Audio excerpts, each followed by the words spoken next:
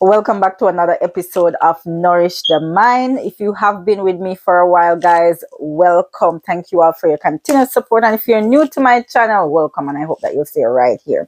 So for those who know, or for those who don't know, rather, my channel speaks about the mind, the body, and the spirit, that all three work together to bring us into alignment. And one of the things that we neglect the most out of all three is our spirit. We'll work on the body, we'll feed the body, we'll exercise at times, whether it be going to work, taking a walk here or there, or even going to the gym.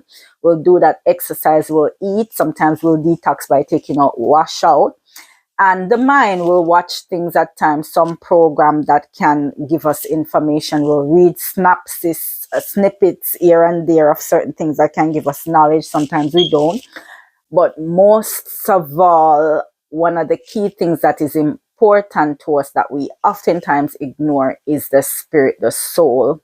So the soul is just there, and it's the one that's left out, not fed, not nourished.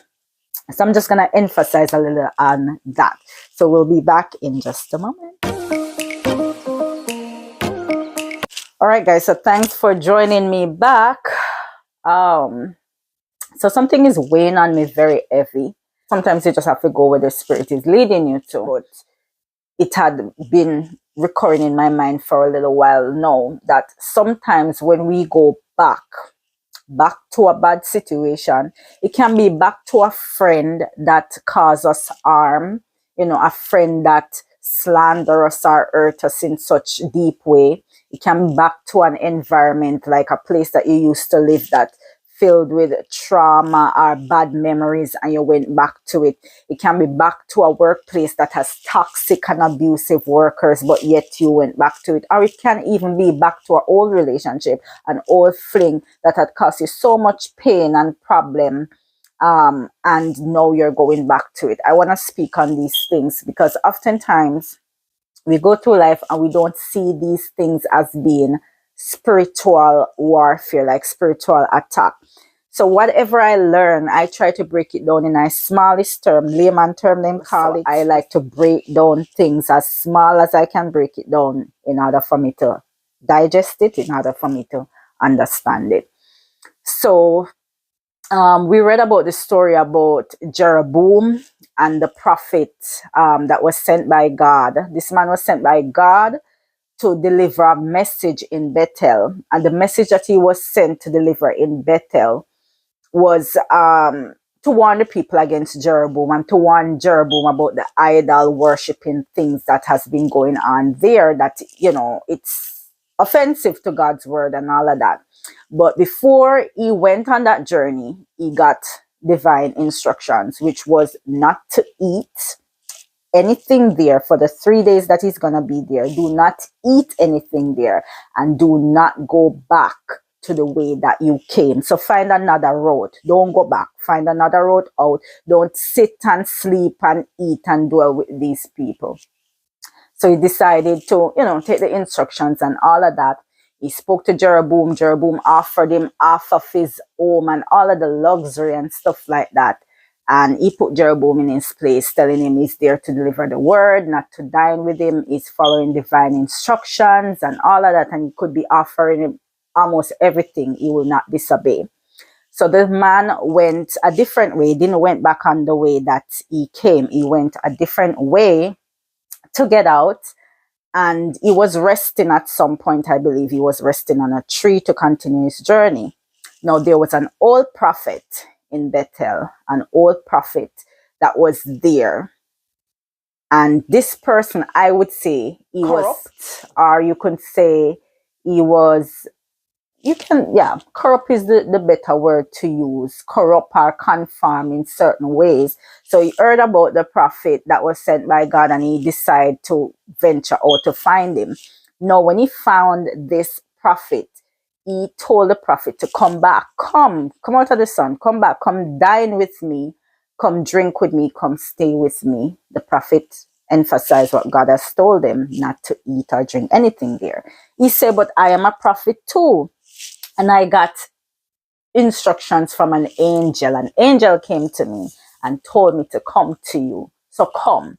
Anyway, the man, believing what he heard, went back and ate with him and all of that. And the long and short of the story is he eventually died before he completed his journey. He ate and he disobeyed in a strong way, and he was molded by a lion, killed by a lion rather, on his way out of there. So I'm just saying that to say that sometimes God take us out of a situation, and he take us out of a situation for a reason. And sometimes there's maybe a message or something that you need to convey to that particular person, or to go back to that place just to for a particular purpose, not to stay there, but just for a particular purpose at that place. And you go there sometimes and you get so caught up in the situation that eventually you get sucked in. Sometimes it's not always physical death that comes. Sometimes it's spiritual death. Let's say, for example, you have a friend, and your friend is this person that's out in the world, love to party, love to do things that is self-destructive, drink, abuse their body, and you were separated from that. God separated you from that, and he might have instructed you to go talk to this friend, tell this friend to put away those harmful ways. Otherwise, in the long run, it's going to be detrimental to their health. You go and you convey that story, and then your friend rope you back in. You get so enticed, so captivated by what's going on, that you completely forgot about the mission and what you were supposed to do. Before you know it, you find yourself going back out with that particular friend, engaging back in those harmful ways that you came out of. And sometimes that can cause spiritual death, like the spirit leaves you. It can lead to physical death because you can put yourself in harm's way, or it can become spiritual death, where the spirit leaves you and now you're just back to those harmful ways. Well, the good thing is some people recognize it and they can just move away from it. Oh, I'm falling back to in a situation that I don't want to be in. Let me pull myself back out of it. Some people don't recognize it. They just get sucked in, and then the end is bitter. And I think the reason for this is that change does not come overnight. Change is not something that happens overnight. Change is something that happens gradually with time. So change is small increment moments that creates change. And you being in a situation for a time being, it takes a little while before you start to see the cracks and the tear in a person's personality or their persona and ways. And sometimes before you know it, you're sucked right back in.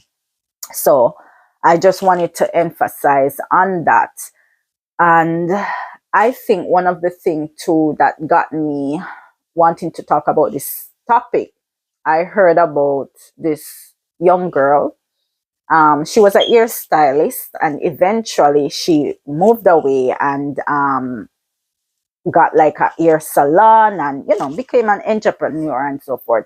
And she went back to where she was, and she decided to throw this big party to invite all her friends and people that she used to associate with. And the long and short is that she was poisoned. She was poisoned in the midst of, wanting to share her success with, just her people that she was around when the success wasn't there. Little did she know that people felt that way about her, and they brought harm to her. So sometimes God move us out of situations. Sometimes he create opportunities for us, and he's actually doing that to build us up in certain ways. And at times when we go back to the bad relationship that cost us so much pain, so much trauma. And I have so many stories. I have this story about this lady.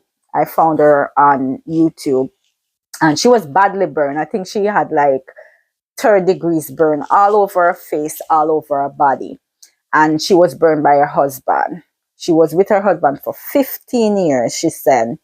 And I don't remember what transpired, but she was burned, severely burned, and she was in the hospital for months, the burn unit for months. Her husband came. The husband cried and said that he's sorry, and he didn't realize what he was doing or what he had. He didn't realize because anger had taken him over. He's saying now he's a changed person. He loves her. He wants her to come home, and he's gonna take care of her this time. He's gonna do right by her because she's severely now disfigured. So she loving her husband. She went back to the husband. Not long after the husband started to treat her bad again, not being there, not helping her with anything. She was on disability. The money that came in, the husband would take that money. The husband would create so much more emotional turmoil. And she finally decided to leave him for good.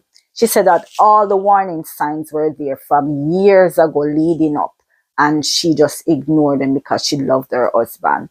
Now she's leaving after years with severe scars on the outside and emotional trauma on the inside. A lot of emotional trauma on the inside. So I'm just bringing this little piece of information to you guys. You know, I'm all about helping. So I'm just bringing this little information to you guys that sometimes some environment, it was meant for us to leave, for us to grow. Some friends, we have to break away from them when our eyes are open to the fact that they're not walking in the same path that we are walking in. You know, you have to say, you know what, I have to break myself away from this friend. This road that this friend is traveling is creating harm for me, and I do not want to get sucked in. Sometimes in life, certain workplace that it's toxic, it's bad, it's draining you every day, draining you, and you take a break and you feel refreshed, and yet you go back. You know, there's all these signs telling you that this place is not for you. This situation is not for you. God is telling you that he took you out of it, and he took you out of it for a reason. And he wants to work on you. He wants to reconstruct you, and he wants to give you a better life. And now, on the other hand, for the big one, sometimes there's some relationship, and it's hard because relationship is like a business. It's an investment that we invest in, and we often invest thinking that it's going to be for the long run. But sometimes we see the signs. The signs are there in subtle ways. The signs are there echoing with things that keeps recurring, happening over and over and over. And God is saying that it is time. And he's saying that he took you out of this situation, and he does not want you back into this situation because he sees what this situation is doing to you. And sometimes God is even speaking to the abuser. He's saying that you abuse this person. So it's time for you now to work on you. Don't go taking up another person. Don't go taking up back this person and abusing this person all over again. It's time for you to work on you. And he gives us so much signs, and it's up to us to adhere.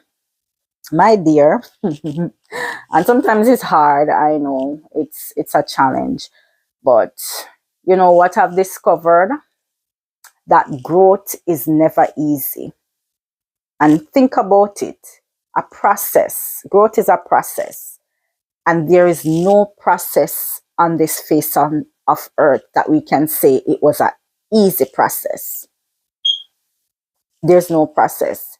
Thinking about the process of building something, building a home, it's not an easy process. Thinking about the process of conceiving a child, bring that child in you for 9 months and to deliver that child, it's not an easy process. Think about the process of traveling, from leaving from one destination to another. It's not an easy process. Sometimes you get delayed for 2-3 days at some airport, or you get lost, or your luggage end up here or there. So it's not an easy process. So the process of growth, that too will not be an easy process. It's going to be a messy process. It's going to be a process where sometimes you cry. It's going to be a process that sometimes you're going to find yourself alone. It's going to be a process of sometimes you're going to feel misunderstood. There's going to be times when you feel confused and lost. But all of that combined together is a part of the process of growth. When God is separating you, He's asking you for your obedience. And the good book said it, that obedience is better than sacrifice. All right, guys, so I am going to leave it there. And bear in mind, we speak about the mind that continue to learn, for me. And I love to use myself as an exemplar experiment, because I used to go to church even back in Jamaica in my later years before I transitioned here. And the only time I would listen to a word was when it was on the Sunday. And sometimes by the time I reach home, I completely forgot what was spoken. I don't know if anybody out there who can relate, but I don't remember. I wouldn't take up Bible and read nothing for the sake of anything. I just come home, put it aside, and that's it until Sunday morning again. Listen for a few hours, come home, don't remember nothing sometimes that I heard, and continue with my life. And over time, you see how destructive that can be. The word is important, and not only God's word. It's important for us to nourish our minds, and knowledge is there, information is there. Seek and research, and you'll find, and information is there as a guide to guide us and lead us. And take care of the body. I always speak about the body. Take care of the body. Eat right. Detox when it's necessary. Take an exercise, especially on days when you don't feel your best and you feel down and out. Take a walk around the park. Go to the park, sit down, take some deep breath, exercise, clear the mind, come back to oneness. All right. So until next time, guys, I say peace and love.